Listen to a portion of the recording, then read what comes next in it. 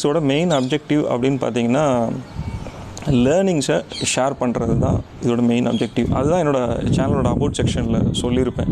எத்தனை பேர் நோட்டீஸ் பண்ணிங்கன்றது எனக்கு தெரியல. எனக்கு சில ரூரல் ஏரியாஸ் எல்லாம் பார்த்திங்கன்னா பெரிய சாஃப்ட்வேர் கம்பெனிஸ் இல்லை ஒரு ஹார்ட்வேர் கம்பெனிஸ்லாம் வந்து இன்குபேஷன் சென்டர்ஸ்னு வந்து வச்சுருப்பாங்க. வசதி வாய்ப்புகள் கம்மியாக இருக்கிறவங்க, கம்ப்யூட்டர் வாங்க முடியாதவங்க, இல்லை அந்த சாஃப்ட்வேர் காசு கொடுத்து வாங்க முடியாமல், இல்லை ஆர்வம் இருந்து அதை படிக்கணும்னு நினைக்கிறவங்க வந்து அந்த இடத்துக்கு வந்து அதை யூஸ் பண்ணி பார்த்துட்டு போவாங்க. ஸோ அந்த மாதிரி ஒரு கான்செப்ட் நோட்டில் தான் இந்த ப்ராஜெக்ட் 36 இருக்கக்கூடிய இடத்த, ஒரு பாதி அளவு இடத்த விவசாயம் பண்ணணும்னு ஆசை இருக்கும், நிலம் இருக்காது, இல்லை நிலம் இருக்கும் விவசாயம் பண்ணணும்னு ஆசைப்படுறவங்க இதில் ட்ரை பண்ணுறதுக்கு ஒரு எக்ஸ்பெரிமெண்டல் பெட்டாக வந்து இதை செட் பண்ணணும் அப்படிங்கிற ஒரு எண்ணம் இருக்குது. இதை நான் என்னோடய முதல் பதிவில் சொல்லியிருப்பேன். ஒரு சில நல்ல விஷயங்களும் இருக்குது அப்படின்னு சொன்னேன். அந்த ஒரு சில நல்ல விஷயங்களில் இதுவும் ஒரு விஷயம். வீடியோஸில் மட்டும் லேர்னிங்ஸை ஷேர் பண்ணிகிட்டே இருந்தால் என்ன அர்த்தம்? நம்ம இங்கே ரியல் ஃபீல்டில் வந்து பார்க்கணும் அப்படிங்கும்போது பார்க்க வரும்பொழுது அவர்கள் வந்து நம்ம ஒரு டிஸ்கஷன் பண்ணுறதுக்கோ இல்லை ஒரு ஓய்வு எடுக்கிறதுக்கோ ஒரு சின்ன இடம் வேணும் அப்படின்னு நினச்சோம். ஸோ அதுக்காக ஒரு 300 சதுரடியில் ஒரு கொட்டகை வந்து இங்கே அமைச்சிருக்கோம். ஃபார்ம் லேண்டில் இந்த மாதிரி கட்டலாமா அப்படின்னு சொல்லிட்டு எங்களுக்கும் இனிஷியலாக ஒரு கிளாரிட்டி இல்லவே இல்லை. இப்பயும் அது வந்து ஸ்டில் கிளியர் ஆகலை. ஸோ யாராவது அதை பற்றி இன்னும் டீட்டெயில்டான இன்ஃபர்மேஷன் வச்சுருந்தீங்கன்னா தயவுசெய்து கமெண்ட் செக்ஷனில் சொல்லுங்கள். 300 சதுரடி வந்து எதுக்குன்னா இங்கே கிடைக்கக்கூடிய விளைச்சல் பொருட்களை விற்கிறதுக்கு, நம்ம ஒரு டிஸ்கஷன் பண்ணுறதுக்கு, ப்ளஸ் இங்கே கூடிய இருக்கக்கூடிய டூல்ஸு, மெஷினரிஸ் இதெல்லாம் இருக்கு இல்லையா, ஸோ அதெல்லாம் சேமித்து வைக்கக்கூடிய ஒரு இடமாக தான் இது இருக்கும். தவிர it is not actually meant for ஒரு ரெசிடென்ஷியல் பர்பஸ். 300 சதுரடியில் இந்த கொட்டகை அமைக்கிறதுக்கு ஒரு 1,66,000 ரூபாய் செலவு ஆகிருக்கு. இந்த வீடு பார்க்குறதுக்கு அழகாக இருக்கும். இங்கே ஒரு திண்ணை வச்சுருக்கோம், நார்த் ஈஸ்ட் டைரக்ஷனில் வச்சுருக்கோம். ஸோ ஈவினிங் உட்காந்து நம்ம ஏதாவது டிஸ்கஷன் பண்ணும்போது நல்ல ஒரு காற்று ஃப்ளோ கிடைக்கும். இங்கே இது பார்க்குறதுக்கு ரொம்ப அழகாக இருக்கும்.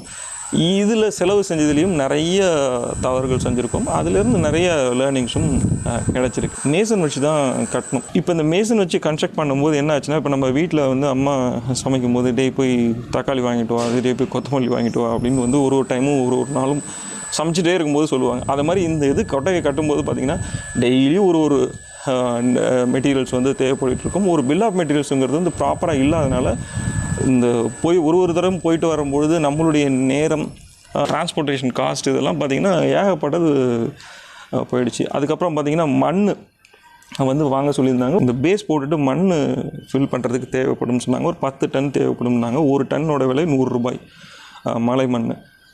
இது ஒரு லாரி டிரான்ஸ்போர்ட்டேஷன் சார்ஜஸ் வந்து 1,500 ரூபா. ஸோ டோட்டலாக ஒரு 2,500 ரூபா ஆச்சு. அதுக்கப்புறம் கொஞ்ச நாள் கழிச்சு இல்லை இன்னொரு 5 டன் தேவைப்படும் அப்படிங்கிறாங்க. ஸோ அந்த 5 டன் தேவைப்படும் போது எகெயின் அதுக்கும் 1,500 ரூபா தான் சேம் டிரான்ஸ்போர்ட்டேஷன் சார்ஜஸ்ஸு. ஸோ இது ஒரு 2,000 ரூபா. ஸோ இது வாங்கும் பொழுதே ஒரு 10 டன்னா ஒரு 2-3 டன்னு நீங்கள் எக்ஸஸாக வாங்கி வச்சுக்கிறது பெட்டர். அந்த 2-3 டன் வந்து வேறு எதுலையாவது ஒரு இடத்துல யூட்டிலைஸ் ஆகிறதுக்கு வாய்ப்பு இருக்குது. இந்த வீடு கட்டும் பொழுது ஜிஐ பில்லர்ஸ் வந்து வச்சுட்டு அதுக்கப்புறம் அதுக்கு ஒரு கான்க்ரீட் மாதிரி போட்டுட்டு அதுக்கப்புறம் வால் எழுப்புறது தான் இதோட ஜென்ரல் ஐடியாவாக இருந்தது. என்னால் ஃப்ரீக்வெண்ட்டாக வந்து போக முடியல. நான் ஒரு நாள் வரும்பொழுது பார்த்திங்கன்னா வால்ஸ் ஃபுல்லாக இருக்குது, பில்லர்ஸ் வந்து அதுக்கப்புறமா தான் எழுப்பிட்டு. பில்லர்ஸ் வச்சதுக்கு உண்டான ஒரு மீனிங்கே தப்பாக ஆகிடுச்சு. அதுக்கு உண்டான பர்பஸே இல்லாமல் போயிடுச்சு. ஸோ இந்த தவறு ஏன் நடந்தது அப்படின்னு பார்த்திங்கன்னா, நம்மளால் ஃப்ரீக்வெண்ட்டாக வந்துட்டு போக முடியல. ஃப்ரீக்வெண்ட்டாக வந்துட்டு போக முடியாதனால அவங்களோட ஸ்டைலில் வந்து கட்டிக்கிட்டாங்க.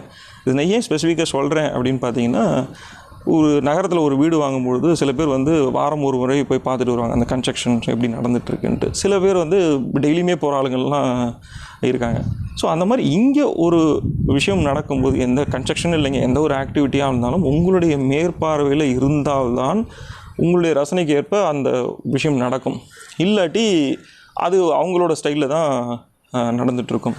ஒரு ரிசோர்ஸை நீங்கள் ஹையர் பண்ணுறீங்கன்னா ரொம்ப கேர்ஃபுல்லாக இருக்கணும். ஸோ அந்த ரிசோர்ஸ்க்கு அந்த வேலை அன்றைக்கி இருக்கா அப்படிங்கிறத நல்லா அசஸ் பண்ணிவிட்டு அதுக்கப்புறம் பண்ணுங்கள். ஏன்னா ஒரு நாளைக்கு மென் ரிசோர்ஸ்க்கு 600 ருபீஸ் சார்ஜ் பண்ணுறாங்க, ஒரு ஃபீமேல் ரிசோர்ஸ்க்கு 200 ருபீஸ் வந்து இங்கே இந்த ஏரியாவில் சார்ஜ் பண்ணுறாங்க. ஸோ நீங்கள் அந்த ஸ்கோப் டிஃபைன் பண்ணிட்டீங்கன்னா அதுக்கப்புறம் அந்த ரிசோர்ஸ் எடுங்க. ஏன்னா யாருமே நம்ம பணம் யாருக்குமே சும்மா வரல. நம்மளுடைய அறியாமையினால் நம்ம வந்து பணத்தை வந்து ஜாஸ்தி செலவு பண்ணிடக்கூடாது. ஆரம்பிக்கும் போது ஒரு வெல்டிங் பில்டிங்காக இருக்கட்டும், ஒரு கார்பென்ட்ரி ஒர்க்காக இருக்கட்டும், இதெல்லாம் பண்ணும்பொழுது பார்த்திங்கன்னா ஃபஸ்ட்டு திங் வந்து அதெல்லாம் பார்த்துக்கலாம் சார் அப்படின்னு வந்து சொன்னாங்கன்னா, தயவுசெய்து ஒரு ஸ்டெப் ஸ்லோ பண்ணி எவ்வளோ செலவாகும், எவ்வளோ நாள் ஆகும், இது என்ன, இதில் ஸ்கோப் ஆஃப் ஒர்க் என்ன அப்படிங்கிறத டிஃபைன் பண்ணிவிட்டு அதுக்கப்புறம் ஸ்டார்ட் பண்ணுங்கள். எவ்வளோ அதெல்லாம் பார்த்துக்கலாம் அப்படிங்கும்போது நீங்கள் ஒரு எஸ்டிமேஷன் வச்சுருப்பீங்க, ஒரு 1500 2000 செலவாகும்னு நினைப்பீங்க. கடைசியில் இறுதியில் கொண்டு போய் முடியும் போது பார்த்திங்கன்னா ஒரு 5000 6000ன்றது உங்களுக்கு ஒரு பயங்கர ஷாக்கிங் சர்ப்ரைஸாக இருக்கும். ஸோ அந்த ஷாக்கிங் சர்ப்ரைஸ்லாம் வேண்டாம். நான் வந்து என்ன நினச்சேன்னா, ஓகே அடுத்த வாரமே வந்து ஒரு 100 பேர் வந்து இங்கே வந்து உட்காந்துருவாங்க, நமக்கு அடுத்த வாரமே விளைச்சல் வந்துடும், அப்படி அவ்வளோ ஒரு அவசரமாக வந்து செஞ்சுட்டா அந்த தவறுகளை நீங்கள் செய்ய வேண்டாம் அப்படின்னு நான் நினைக்கிறேன். வீடு கட்டினதில் ஒரு நல்ல ஒரு சூப்பரான ஒரு லேர்னிங் என்னென்னா, இதுக்கு தேவையான பொருட்கள் வந்து கதவுகளோ ஜன்னல்களோ வந்து ஒரு செகண்ட் ஹேண்ட் கதவுகள் ஜன்னல் வச்சா போதும் அப்படின்னு நினச்சோம். ஸோ அதில் வந்து ஒரு கணிசமான அமௌண்ட் வந்து சேவ் ஆச்சு. ஒரு 25000 ஆக வேண்டிய இடத்துல ஒரு 15000 12000 அது முடிஞ்சிருச்சு. குடும்பமான வரையும் ஒரு விஷயங்கள் இங்கே நடக்கும் பொழுது, ஒரு வீடு கட்டுறதோ இல்லை அந்த மாதிரி ஏதாவது நடவடிக்கைகள் பண்ணும்போது உங்களுடைய ப்ரெசன்ஸ் இருக்கிற மாதிரி நீங்கள் பார்த்துக்கிறது நல்லது. இல்லை அதற்குண்டான சூழ்நிலை எப்போ அமையுதோ அன்னைக்கு பண்ணுங்கள். அது வரைக்கும் ஒன்றும் அவசரமாக எதுவுமே பண்ணிடாதீங்க. இந்த கொடிப்பந்தல் அமைச்சிருக்கோம், 6 சென்ட்டில் கொடிப்பந்தல் அமைச்சிருக்கோம். பட் நீளமாக இருக்கும். அந்த ஸ்பேஸை வந்து ப்ராப்பராக யூட்டிலைஸ் பண்ணுங்கிறதுக்காக அப்படி எல் ஷேப்பில் போட்டிருக்கோம். இது 2 வேறு தருணங்களில் நடந்தனால இது ஒரு 18000 செலவாகிருக்கு. என்னப்பா அவனும் ஒரு ஏக்கரில் போகிறதுக்கு இவ்வளோ தான் செலவுன்றானே, 6 சென்ட்டில் போட்டதுக்கு எப்படிங்கிறீங்க அப்படிங்கிறீங்களா? ஓகே, கரெக்டு தான், நீங்கள் சொல்கிறது கரெக்டு தான். இது இன்னொரு ப்ராப்ளம் இதில் என்னென்னா, இந்த பேண்டமிக் சுச்சுவேஷனில் தான் அந்த செகண்ட் கொடிப்பந்தலில் வந்து அமைச்சோம். அதில் பார்த்திங்கன்னா அவங்கள கூட்டு வர அந்த டிரான்ஸ்போர்ட்டேஷன் சார்ஜஸே லேபரை விட ஜாஸ்தியாக போயிடுச்சு. ஸோ அதுதான் அதில் மேஜர் க்ரக்ஸ். அதில் இன்னொரு விஷயம், நான் கொடிப்பந்தல் ஏ டைப்பில் போடணும்னு நினச்சேன். என்னோடய ப்ரெசன்ஸ் இல்லாதனால இந்த கொடிப்பந்தலுடைய அமைப்பு நார்மல் கொடிப்பந்தலுடைய அமைப்பாகவே மாறிவிட்டுச்சு. ஏ பந்தல் வந்து நார்மலாக இருக்கிற இந்த மெத்தடோட அதில் அட்வான்டேஜஸ் வந்து ஜாஸ்தி. சன்லைட் வந்து ஃபுல்லாகவே கிடைக்கும். ஒரு பஞ்சகவியமோ ஒரு ஜீவாமிர்தமோ கொடுக்கும் பொழுது அந்த ஸ்ப்ரேயரில் கொடுக்கும்போது ஃபுல்லாகவே கொடுக்கலாம். ஸோ இதெல்லாம் இதில் அட்வான்டேஜஸ் இருக்குது. இந்த கொடிப்பந்தல்ங்கிறது வந்து பார்த்திங்கன்னா ஆண்டு முழுவதும் வருமானம் கொடுக்கக்கூடிய ஒரு அமைப்பு. இது நம்ம நினச்ச மெத்தடில் அந்த ஏ டைப்பில் போட்டிருந்தோன்னா இதுக்குண்டான செலவுகள் வந்து ஒரு 25% தான் ஆயிருக்கும். Material cost anyway it is அந்த சேமு. பட் லேபர் காஸ்ட்டில் வந்து மேஜராக நம்ம சேவ் பண்ணியிருக்கலாம். ஸோ இது நீங்கள் கொடிப்பந்தல் அமைக்கும் போது கொஞ்சம் யோசித்து கிளாரிட்டியோட பண்ணுங்கள். வளர்ச்சி ஊக்கிகள் வந்து நம்ம இங்கேயே ப்ரிப்பேர் பண்ணிகிட்ருக்கோம். கம்ப்ளீட்டாக எல்லாமே இங்கே பண்ணிகிட்ருக்கோம். பஞ்சகவியமாக இருக்கட்டும், ஜீவாமிர்தமாக இருக்கட்டும், மீனமலமாக இருக்கட்டும், ஈயம் கரைசலாக இருக்கட்டும், எல்லாமே இங்கே ப்ரிப்பேர் பண்ணிகிட்டு இருக்கோம். ஸோ இதெல்லாம் சேமித்து வைக்கிறதுக்கு சில ட்ரம்ஸ் வாங்கியிருக்கோம். ரேஞ்சிங் ஃப்ரம் ஒரு டிஃப்ரெண்ட் லிட்டர்ஸில் இருக்குது. 50 லிட்டர்லேருந்து ஆரம்பித்து 200 லிட்டர் வரையும் ட்ரம்ஸ் நிறையா வாங்கியிருக்கோம். ஒரு 14 ட்ரம் வாங்கியிருக்கோம். 400 ரூபாயிலேருந்து 850 ரூபா வரையும் இருக்குது. இந்த ட்ரம்ஸ் வாங்கும்போது நீங்கள் ஒரு கேர்ஃபுல்லாக இருக்கணும். ஒரு அந்த யூஸ்டு ட்ரம்ஸ், இந்த கெமிக்கல் ட்ரம்ஸ் வந்து ப்ராப்பராக வாஷ் பண்ணி ஃப்ரெஷ் புதுசே கிடைக்கிது.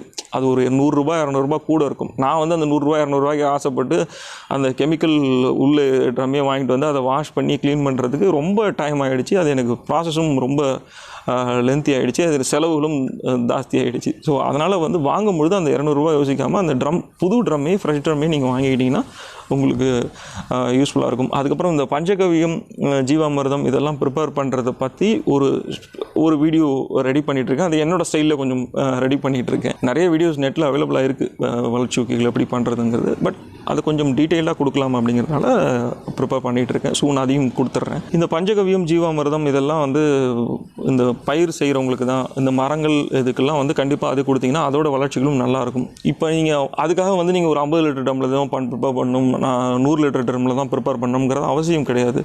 இப்போ நீங்கள் ஒரு நான் வெஜிடேரியன் சாப்பிட்றவங்களா இருந்தால் நீங்கள் மீனமிலம் வந்து வீட்லேயே ப்ரிப்பேர் பண்ணுறது ரொம்ப ஈஸி. பஞ்சகவியத்துக்கும் ஒன்றும் இல்லை. நீங்கள் உங்களோட ஃபீல்டுக்கு வந்து விசிட் பண்ணிட்டு போகும்போது இங்கே இருக்கிற யார்கிட்டயே பழக்கப்படுத்தி வச்சுக்கிட்டு ஒரு நாட்டு மாட்டு சாணமும் கோமியமும் நீங்கள் கலெக்ட் பண்ணிட்டு போயிட்டீங்கன்னா நீங்கள் வீட்லேயே பஞ்சகவியம் ப்ரிப்பேர் பண்ணணும். 30 லிட்டர் தான் ப்ரிப்பேர் பண்ணணும்னு அவசியம் இல்லை. 1 லிட்டர் ப்ரிப்பேர் பண்ணிவிடுங்க. ஏன்னா அது ஒரு நிழலான இடத்துல இருக்கணும்.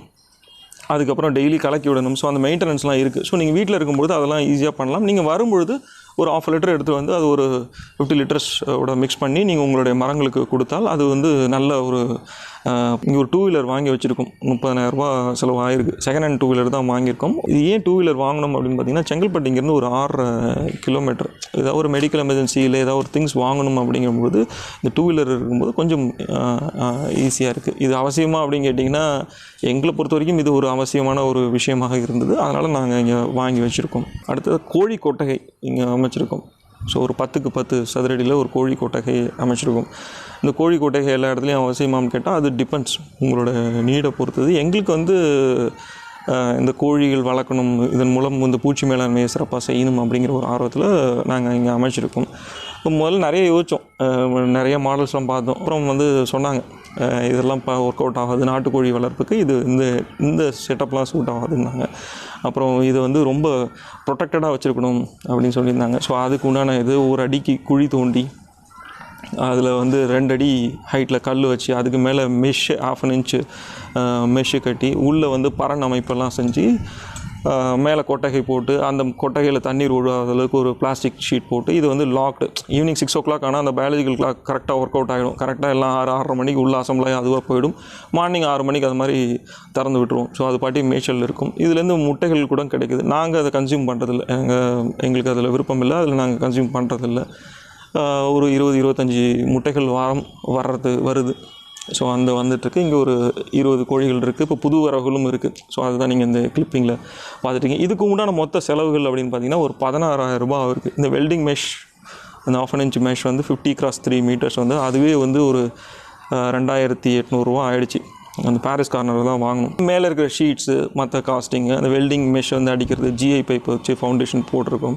வேக்சினேஷன் கொடுக்குறீங்களா அப்படின்னு சொல்லி ஒருத்தவங்க கூட கமெண்ட்டில் கொடுத்தாங்க. நாங்கள் வேக்சினேஷன்ஸ் எதுவுமே கொடுக்கறதில்ல, எந்த வித சொட்டு மருந்தோ எதுவுமே கொடுக்கறதில்ல இதில். ஆனால் மாதம் ஒரு முறை வந்து கீழநெல்லி, மிளகு, சீரகம் இதெல்லாம் அரைச்சி ஒரு உருண்டையாக பிடிச்சி எல்லா கோழிங்களுக்கும் வந்து கொடுத்துருவோம். இந்த வெள்ளை கழிச்சல் இந்த மாதிரி எதுவும் டிசீஸ் எதுவும் வரக்கூடாதுங்கிறதுக்காக. கூடிய வரையில் வந்து இந்த இடத்த வந்து க்ளீனாக மெயின்டைன் பண்ணுறதுல அது கான்சன்ட்ரேட் பண்ணுவோம். அப்படின்னா உமி கொண்டு வந்து கொட்டுறது. ஸோ உமி கொண்டு வந்து கொட்டும்போது அந்த கழிவுகள், கோழியோட கழிவுகள், வெளிச்சங்கள் வரும்போது அதை ட்ரையாக வச்சுக்கிறதுக்கு என்னென்ன பாசிபிலிட்டிஸ் உண்டோ அதெல்லாம் செஞ்சிகிட்ருக்கோம். இது எங்களுக்கு பொறுத்த வரைக்கும் இது வந்து ஒரு வருமான நோக்கத்துக்காக இந்த கோழி ஷெட்டு செய்கிறதில்ல. ஃபிசிக்கலாகவும் வந்து ஃபினான்ஷியலாகவும் வந்து ஒரு நண்பர் வந்து ரொம்ப ஹெல்ப் பண்ணியிருக்காரு. ஸோ அவருக்கு வந்து இந்த முட்டைகளை வந்து நான் கொடுத்துருவேன். இந்த கோழிகளோட எண்ணிக்கையை வந்து எங்களுக்கு நிறைய லெவலில் வச்சுக்கணுன்ற ஒரு எண்ணம் கிடையாது. ஸோ அதனால் ஒரு 3 மாதத்துக்கு ஒரு தடவை வந்து அடை காக்கிறதுக்கு செட்டில் பண்ண அலோவ் பண்ணுறோம். அடுத்ததாக பார்த்திங்கன்னா வருமான கணக்கு. ஏப்ரல், மே, ஜூன் அதில் அந்த மாதங்களில் வந்த வருமானங்கள் எவ்வளோ அப்படிங்கிறத அந்த எக்ஸல் ஷீட்டில் ஷேர் பண்ணியிருக்கேன். நான் முந்தைய பதிவுகளில் சொல்லியிருப்பேன், இது ஒரு 3 வகையாக செய்யலாம். ஒன்று தற்சார்பு வாழ்க்கை, இன்னொன்று தற்சார்பு வாழ்க்கை ப்ளஸ் தனது சுற்றத்தாருக்கு கொடுத்து வாழ்கிறது, இன்னொன்று பியூராக வணிக நோக்கத்தில் பண்ணுறது. இந்த தற்சார்புலேயும் இதுலேயும் வருமானம் இருக்குமா அப்படின்னு கேட்டிங்கன்னா இன்டைரக்ட் இன்கம் தான் இருக்கும்.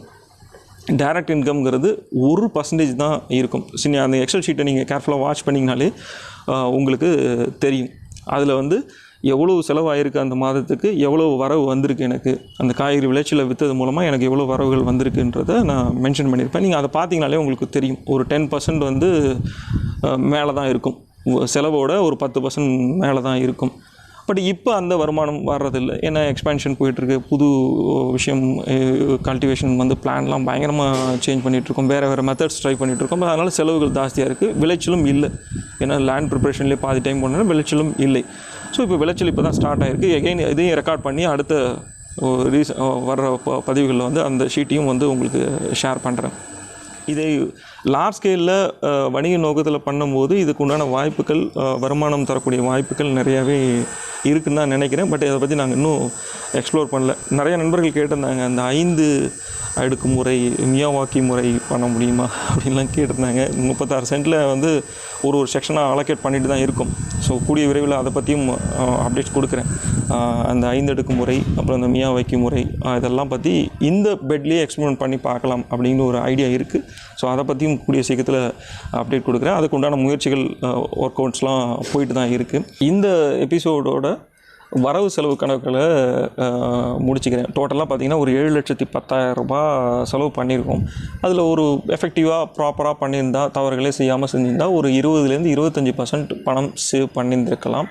பட்டு தப்பு பண்ணியிருக்கோம் இல்லையா? ஸோ அதுக்கு உண்டான தண்டனையாக 25% எக்ஸ்ட்ரா பே பண்ணியிருக்கோம். இந்த ரீசன்ட் 3 எபிசோடோட மெயின் பர்பஸே நீங்கள் உங்கள் ஃபார்மிங் ஆக்டிவிட்டியில் ஸ்பெண்ட் பண்ணக்கூடிய பணங்களை வந்து கொஞ்சம் ஜாக்கிரதையாக பண்ணணும் அப்படிங்கிற ஒரு எண்ணத்தில் தான் இந்த 3 எபிசோடையும் கொடுத்தேன். வரப்போகிற எபிசோட்ஸில் ரிசோர்ஸ் மேனேஜ்மெண்ட், வீட் மேனேஜ்மெண்ட் இதை பற்றியும் கொஞ்சம் பேசணும் அப்படின்னு இருக்கேன். வேறு ஏதாவது டாபிக் பற்றி டிஸ்கஸ் பண்ணணும்னாலும் கண்டிப்பாக கமெண்ட் செக்ஷனில் சொல்லுங்கள். தெரிஞ்சால் நம்ம டிஸ்கஸ் பண்ணலாம். அதுவரை உங்களிடமிருந்து விடைபெறுவது ராம்குமார். நன்றி.